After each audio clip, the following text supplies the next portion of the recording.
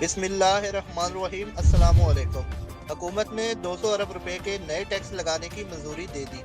Gas और बिजली के नरखों में इजाफे और मिनी बजट लाने समेत कई सख्त फैसलों पर अमल दरामद के लिए मंजूरी दे दी गई। वजीर आजम की जेर सदारत एक इजलास मुनक्कद हुआ जो 3.5 घंटे तक जारी रहा, जिसमें मुल्क की जानिब से कई अहम फैसले किए गए। हुकूमत के मुताबिक बिजली और गैस की कीमतें बढ़ाना होंगी। फिल वक्त मुल्क को 1640 अरब रुपए के गर्दशी कर्जों का सामना है, जिसमें हुकूमत को टैक्स के जरिए 800 से 850 रुपए रिकवर करना होंगे।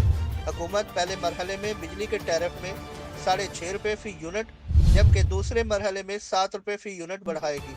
उसके अलावा मीठे मशरूबात और सिगरेट पर भी एक्साइज ड्यूटी बढ़ाने के साथ साथ पेट्रोलियम मसनूआत पर भी GST बढ़ाई जाएगी। दूसरी जानिब वजीर खजाना इसहाक डार का कहना है कि पेट्रोलियम मसनूआत पर फिलहाल GST आयद करने के हवाले से मैं मुखालफत कर चुका हूँ, क्योंकि इससे शदीद किस्म की महंगाई आएगी।